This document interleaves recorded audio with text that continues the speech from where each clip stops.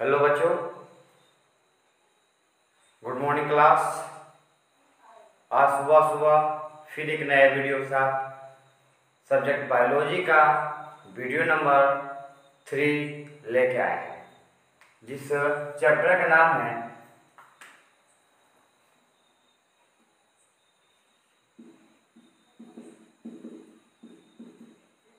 Unit of work. और आपका पाठ का नाम है जीवन के मौलिक इकाई। इंग्लिश होता है the fundamental unit of life. ठीक है बच्चों, और आपका वीडियो नंबर 3, वीडियो नंबर आपका 3 है। चलते हैं, कुछ पॉइंट्स है, आज उन पॉइंट्सों पे हम जिक्र करने वाले हैं। वो पॉइंट्स क्या क्या है आपके सामने लिखी हुई है। पहले हम पॉइंट्स का नाम ये मालूम करेंगे कि कोशिका का नामकरण कैसे किया गया। पहला पॉइंट आपका होगा कि कोशिका का नामकरण कैसे किया गया, कैसे नाम रखा गया उसका सेल। दूसरा, कोशिका का बनावट एवं आकार।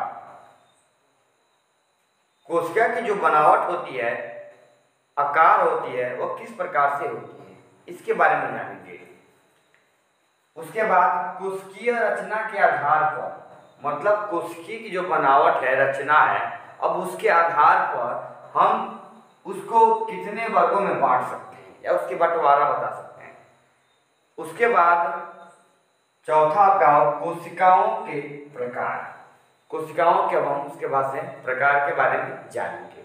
तो हम इतनी 4 पॉइंट्स को बहुत ही जल्दी फटाफट देखने वाले हैं। तो चलते हैं, हम पहले वाला पॉइंट्स लेते हैं, जिसका नाम है कोशिका का नामकरण कैसे हुआ। तो ठीक है, चलते हैं और कोशिकाओं के नामकरण के बारे में जानकारी प्राप्त करते हैं। तो ठीक है, तो हम चलते हैं पहला पॉइंट लेकर आपके सामने। कोशिका का नामकरण कैसे रखा गया, कैसे किया गया, उसके सारे तथ्य सारे फैक्ट हम बोर्ड पर लिख दिए हैं। उसने कोशिका का नामकरण किस प्रकार से रखा। 1665 में रॉबर्ट हुक ने किया था। 1665 ईस्वी में जो रॉबर्ट हुक थे, उसने कोशिका का किया था बाबू, नामकरण किए थे। ठीक है बच्चे, लेकिन लोगों का मानना है कि रॉबर्ट हुक एक क्या थे बाबू, जीव विज्ञान के वैज्ञानिक है। लोगों का मानना है कि रॉबर्ट हुक कौन से वैज्ञानिक थे बाबू, तो ये जीव विज्ञान के वैज्ञानिक है। लेकिन ये बात बिल्कुल क्या है, गलत है। वे जीव विज्ञान के जो वैज्ञानिक नहीं थे, वह वैज्ञानिक थे केवल भौतिक वैज्ञानिक थे। लेकिन वे एक कौन से वैज्ञानिक थे बच्चे, भौतिकी वैज्ञानिक थे। ठीक है बाबू, अब आगे बढ़ेंगे इस कहानी को लेकर। इतिहास में कहा जाता है, इतिहास में एक बात लिखी गई होती है, जिस बात को अब लिखा जाता है कि माइक्रोस्कोप को सबसे पहले खोज किसने आरंभ किया था। तो इसका आंसर होता है जॉनसन ने। सबसे पहले खोज माइक्रोस्कोप का जॉनसन ने किया था। लेकिन जॉनसन ने इतना भी बेहतरीन, जॉनसन ने सूक्ष्मदर्शी का खोज नहीं कर पाए, जिससे हम दूर की छोटी से छोटी वस्तु का स्पष्ट रूप से देख सके। तो उसको अच्छे से अच्छी तकनीकी में देखने के लिए एक और भौतिकी वैज्ञानिक आए, जिसका नाम है गैलीलियो। और उस गैलीलियो ने उस माइक्रोस्कोप को खोज निकाला, और खोजने के फलस्वरूप उसने उतनी अच्छी तकनीकी नहीं खोज पाई। तब उसके बाद से जब इस सारे कार्यों को बंद कर दिया गया, तो कुछ दिनों के बाद अर्थात 1665 ईस्वी में फिर एक भौतिकी वैज्ञानिक आरंभ अपना कार्य को लेकर किए, जिनका नाम था रॉबर्ट हुक। रॉबर्ट हुक ने क्या किया इस बात को लेकर कि उसने देखा क्या कि सूक्ष्मदर्शी की जो छोटे कण होते हैं उसे स्पष्ट रूप से नहीं देखा जा रहा है। तो उसने क्या किया कि उन्होंने यहाँ पर बताया जाता है कि इतिहास में कहा जाता है कि माइक्रोस्कोप की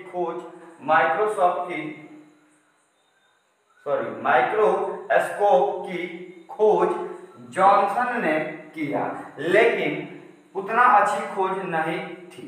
तब उसे भौतिकी वैज्ञानिक गैलीलियो ने उसे अच्छी तकनीकों में रूपांतरित की, फिर भी वह उतना अच्छी नहीं रूपांतरित कर सके। तब उस माइक्रोस्कोप की अच्छी रूपांतरित सन 1665 ईस्वी में रॉबर्ट हुक ने इसकी अच्छी तकनीकी की खोज की। अभी बताया गया आपको, जब उन्होंने खोज कर लिया तो उतनी अच्छी से उसमें नहीं खोज कर पाए। तब 1665 ईस्वी में रॉबर्ट हुक ने इस कार्य को आगे अग्रसित किया और उसके बाद जब इन्होंने खोज लिया तब उसको क्या किया, उन्होंने जांच प्रारंभ कर दिया। कहा कि मान लेते हैं कोई भी व्यक्ति कुछ चीज खोज लेता है तो सबसे पहले उसमें क्या करता है, जांच करता है क्या ये सही है या गलत है, क्या ये काम कर रहा है कि काम नहीं कर रहा है। इस चीज को उन्होंने क्या किया बाबू, जांच में लगाया। तो जांच करने के फलस्वरूप उन्होंने सबसे पहले एक पौधा लिए। उस पौधे का क्या नाम था, ऑक। क्या नाम था बच्चों, ऑक पौधे था। उस पौधे ऑक जो लेकर उसे स्लाइस रूप में क्या किया, काटा, अर्थात उसके छाले को वहां से निकाला और छाले को उसने माइक्रोस्कोप पे रखा, जिसमें छाले में कॉर्क नामक ऊतक क्या होता है बच्चों, पाया जाता है। उसमें कॉर्क नामक जब ऊतक पाया जाता है, उस कॉर्क नामक ऊतक में जो उसकी संरचना थी वो इस प्रकार से थी, जो यहाँ पर ध्यान दीजिएगा।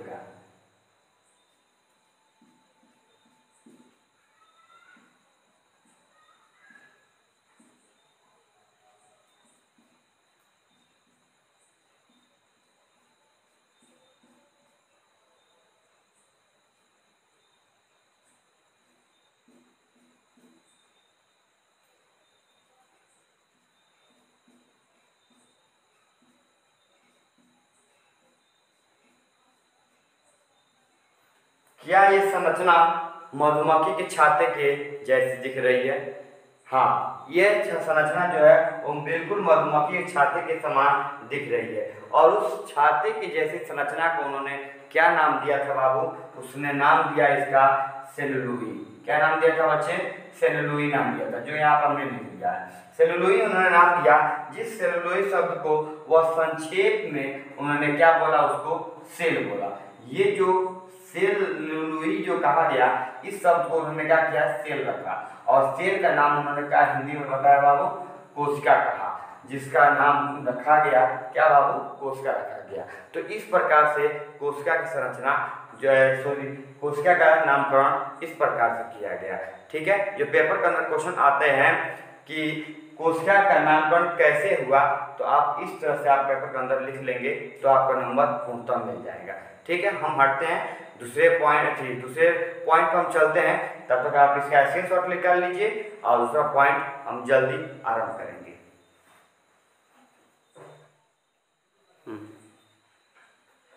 ठीक है बच्चे, तो हमारा दूसरा पॉइंट वह था कोशिका का बनावट एवं आकार। ठीक है, पेपर के अंदर ये भी पूछता है कि कोशिका का आकार और बनावट लिखें, तो आप आसानी से इस क्वेश्चन का हल लिख पाएंगे। यहाँ पर देखो बच्चे, कोशिका का बनावट एवं आकार कैसा होता है, तो उत्तर में आपको लिखना होगा यहाँ से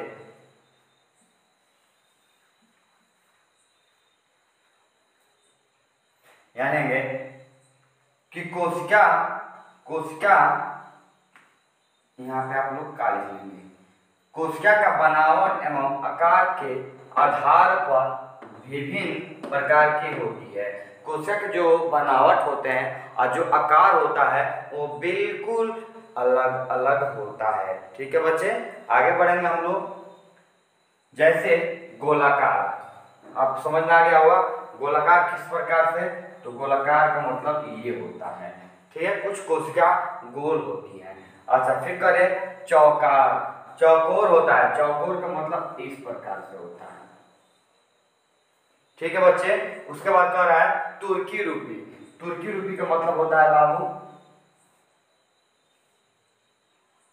इसको तुर्की रूपी कहते हैं। ठीक है बच्चे। बहुभुजाकार, बहुभुजाकार इस प्रकार से कहते हैं।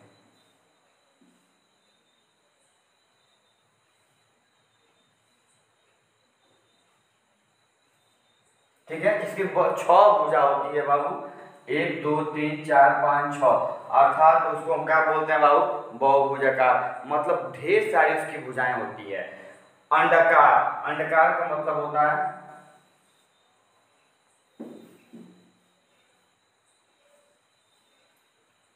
अंडाकार का मतलब होता है पूर्णतः गोल नहीं होना चाहिए, अंडे के समान होनी चाहिए। और अनियमित अर्थात कहने का मतलब होता है उसकी आकार जो होती है उसकी कोई नियमित नहीं होती है, अनियमित होती है, किसी भी प्रकार के ये हो सकता है। ठीक है बाबू। तो इसीलिए लिखा गया है जैसे गोलाकार, चौकार, चौकोर, तुर्की रूपी, बहुभुजाकार, अंडाकार एवं अनियमित आकार के होते हैं। इस बात को पेपर के अंदर आप क्या कर पाएंगे, लिख पाएंगे। ठीक है बच्चे। अब आप चलते हैं, यहाँ पे कुछ नोट वाली बात लिखाया गया है, उस पर ध्यान दीजिएगा। प्रत्येक जीव में कोशिका का जो आकार एवं बनावट होता है वो बिल्कुल कैसे होता है बाबू, अलग अलग होता है। ये बात को बिल्कुल ध्यान देना। कोई शिक्षक पूछते हैं क्या बाबू कोशिका जो होती है प्रत्येक जीव में अलग अलग होता है? जी सर, प्रत्येक जीव में कोशिका क्या होती है सर, बिल्कुल अलग अलग सी होती है। यहाँ पर नंबर 2, शुतुरमुर्ग का जो अंडा का कोशिका का व्यास जो होता है वो कितना होता है बाबू, 18 सेंटीमीटर होता है। ये बात आपको बहुत अच्छे से जानकारी होनी चाहिए कि कोशिका के जो शुतुरमुर्ग के अंडा जो होता है उसकी जो मतलब कोशिका का जो व्यास होता है वो 18 सेंटीमीटर का होता है। नोट नंबर 3 पर ध्यान दीजिएगा कि कुछ जीवों में तंत्रिका कोशिका 1 मीटर लंबी तक होती है। कुछ ऐसे जीव होते हैं जिनके बॉडी में तंत्रिका जो कोशिका होती है वह 1 मीटर तक होती है। ठीक है बच्चे। तो इस पॉइंट का आप लोग क्या करिए, आप लोग स्क्रीनशॉट ले लीजिए और उसका अगला पॉइंट बताने जा रहे हैं, आप उसको स्क्रीनशॉट ले लीजिए। ठीक है बच्चों। तो तीसरा पॉइंट आपका होगा जिसका नाम है कोशिकीय रचना के आधार पर। कोशिकीय रचना के आधार पर आपको बताना है कि कोशिका की बंटवारा किस प्रकार से है। तो कोशिकीय रचना के आधार पर उन्होंने 2 बड़े समूहों में उन्होंने क्या किया बाबू, बांटा। किसने बांटा बाबू, यहाँ पर ध्यान दीजिए कैसे बांटा। एक कोशिकीय जीव, दूसरा बहुकोशिकीय जीव। एक का नाम है एक कोशिकीय जीव और दूसरा का नाम बहुकोशिकीय जीव। एक कोशिकीय जीव किसे कहते हैं बाबू, तो वैसा कोशिकीय जीव जिसका निर्माण एक मात्र कोशिका से संपूर्ण जीव का निर्माण हो। कह रहा है कि एक कोशिका से संपूर्ण जीव का क्या होता है बच्चों, निर्माण होता है, उसे हम क्या कहते हैं बाबू, को एक कोशिकीय जीव कहते हैं। इसका एग्जाम्पल आप विशेष करके ध्यान दें क्योंकि इसका एग्जाम्पल ऑब्जेक्टिव में पूछता है। तो यहाँ पर ध्यान दीजिएगा, ये हम जितना नोटिस कर देते हैं यहाँ पे, ये आप लोग इसको बिल्कुल आप लोग याद कर लीजिएगा। ये पूछा हुआ क्वेश्चन है कि अमीबा कौन सी कोशिकीय जीव है, तो इसका आंसर आपका आ जाएगा कि अमीबा जो है एक कोशिकीय जीव है। पैरामीशियम जो होता है वो कैसा कोशिकीय जीव होता है, तो आपका आंसर निकल के आएगा एक कोशिकीय जीव होता है। यूग्लिना कौन सा कोशिकीय जीव है, तो आपका आंसर निकल के आएगा एकल कोशिकीय जीव। इसलिए ये तीनों पॉइंट्स काफी इंपॉर्टेंट है, आप इसको याद रखिएगा कि आप इसको ऑब्जेक्टिव में एक क्वेश्चन पूछ सकता है। ठीक है बच्चों। चलते हैं अगला पॉइंट, बहुकोशिकीय जीव किसे कहते हैं, तो वैसा कोशिकीय जीव जिसका निर्माण बहुकोशिकीय जीव एक कोशिकीय जीवों से अधिक विकसित होता है। अर्थात एक कोशिकाओं से मिलकर अर्थात एक या एक से अधिक कोशिकाओं से मिलकर जिस संपूर्ण जीव का निर्माण कर लेता है वह क्या कहलाता है बाबू, बहुकोशिकीय जीव कहलाता है। इसका एग्जाम्पल आपको यहाँ पर भी मिलेगा, कवक, पादप या विकसित जंतु। जितने जंतु होते हैं, जितने पादप होते हैं या जितने हमारे कवक होते हैं, ये सारे जो हैं वो कौन सा है बाबू, तो आपका बहुकोशिकीय जीव है। ठीक है, तो ये उतना इंपॉर्टेंट नहीं होता है, लेकिन ये जो आपका अमीबा, पैरामीशियम और यूग्लिना काफ़ी इंपॉर्टेंट है, और ये बोर्ड के पेपर में नहीं, कंपटीशन क्वेश्चनों में, कंपटीशन के पेपरों में भी ये क्वेश्चन क्या होता है, आता है। ठीक है, आप इसका स्क्रीनशॉट ले लीजिए, और चौथा पॉइंट्स हम आपको जल्द ही ब्लैक बोर्ड पर ले आते हैं, आप इसका स्क्रीनशॉट लीजिए। ठीक है बच्चों, तो आपका आखिरी पॉइंट आपका हम आपको बता दें कि कोशिका के प्रकार के बारे में जानेंगे कि कोशिका के प्रकार कितने होते हैं। तो आपको ये जानकारी चाहिए, कोशिका के मुख्यतः 2 प्रकार होते हैं, और कोशिका के 2 मुख्य प्रकार होते हैं। पहला का नाम है प्रोकैरियोटिक कोशिका और दूसरा का नाम है यूकैरियोटिक कोशिका। तो प्रोकैरियोटिक कोशिका और यूकैरियोटिक कोशिकाओं के बारे में हम लोग अगले वीडियो में बहुत अच्छे से जानेंगे, इनके डिफिनीशन, इनके गुण और इनके अंतर, और इन सारे छोटी छोटी बातों को हम अगले वीडियो में जानेंगे। तो बस आज के लिए बस हम इतना रखते हैं। थैंक्स, जय हिंद। आप इसका